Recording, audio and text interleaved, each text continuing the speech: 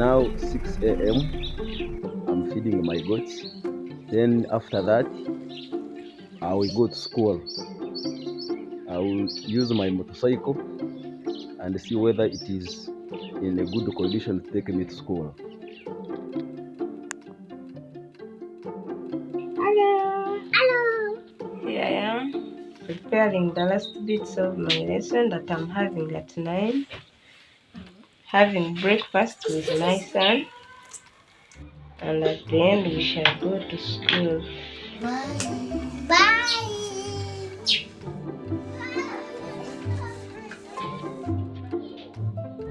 All right, let's now go and teach our students today.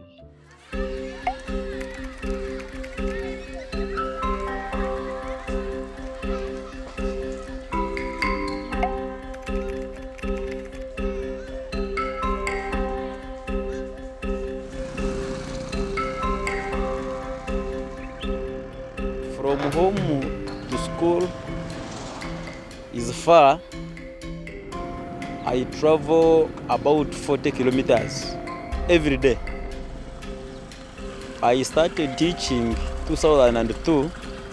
I'm now reaching 22 years in the teaching service. I've been teaching refugees for a year and 3 months. We've reached the school gate. I felt very happy when schools were open because I was very much tired with moving to the villages for teaching. I am from TRC. I've been registered as a refugee here in Uganda since 2013, and I've been teaching since 2017. Good morning, children!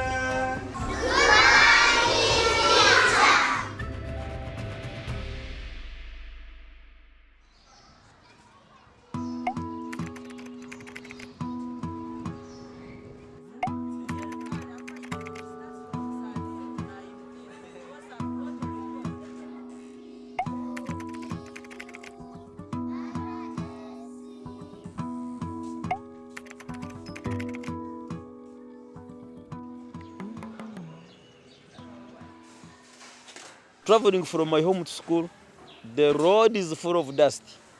There is no even near water to bathe, so I need to clean up and go to class.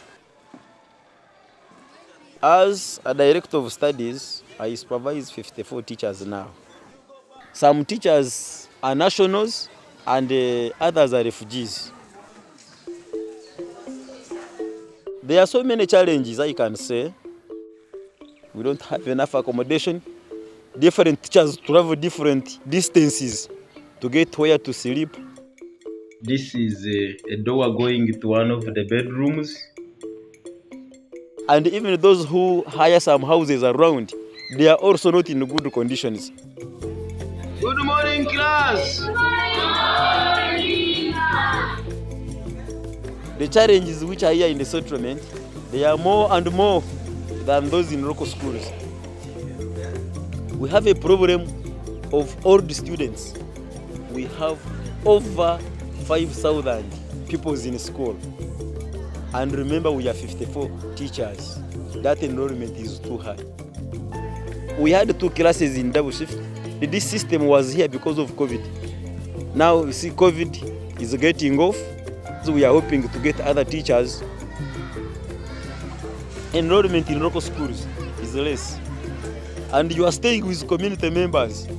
You know their culture, the way they behave, the way they eat. But when you come to the settlement here, since we are having different people and different nationalities, you will find that we are now dealing with the mixture of culture.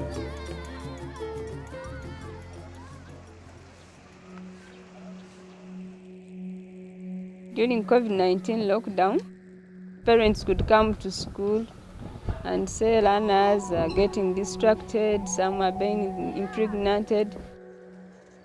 The crime rate had increased. We moved door to door to collect learners. Some parents were not easy because they thought If it is lockdown, they've stopped schools, then why are these ones coming to teach learners and telling them to meet under the tree? We tell them that we need their children, at least to keep them knowing something as they are in lockdown.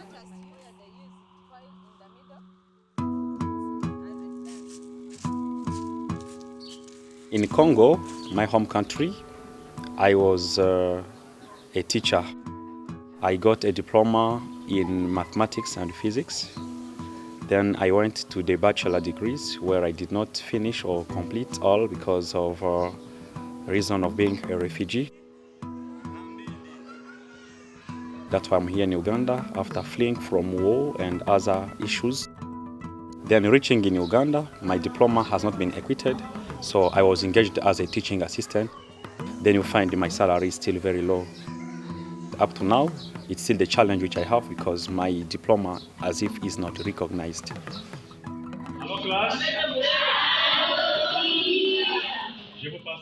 Despite our status, we have been given these jobs, and the salary we get, yes, we are happy for it.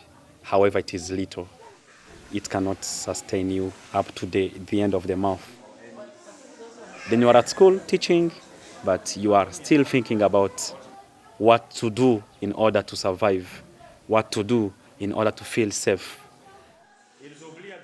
My dream is to become a full and a professional teacher. The assistant teachers, they are also teachers. They have the same qualification with others. Some of the refugees even have more qualification than us. Some have degrees. I speak more than 4 languages spoken within the settlement. I speak English, I speak French, I speak Kiswahili, I speak Lingala, I speak Kirundi, Kinyarwanda, Kinyabwisha, and my mother tongue, which is Kifuliru.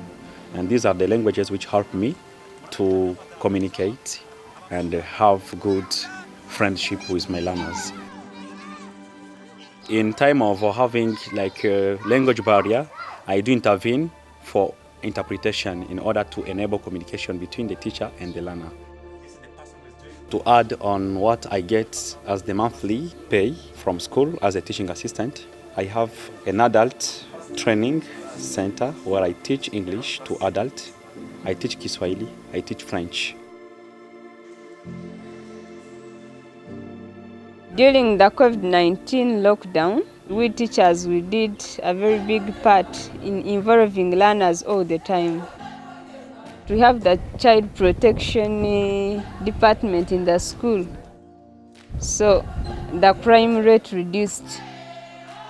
Being a teacher is very much important to me. I love my students.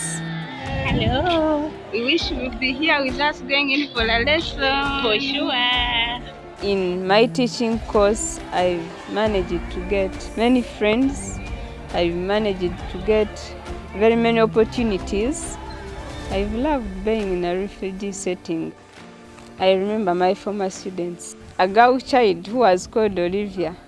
That girl loved me much. The parent greeted me very well, had to take me for lunch. They appreciated me. You never know. With time we can get accommodation and also be great to stay here. The problem is not enrollment. The problem is lack of enough buildings, space, and enough manpower from teachers. But if government can work upon that, and with assistance of other NGOs, then the problem can be solved. It always motivates me that I create and I even improve more respect and have colleagues and friends within the community at school who are really happy on what I am doing. And I'm really happy because I see I'm helping my fellow refugees. In my heart, I do feel that what I have, I may give it to other people.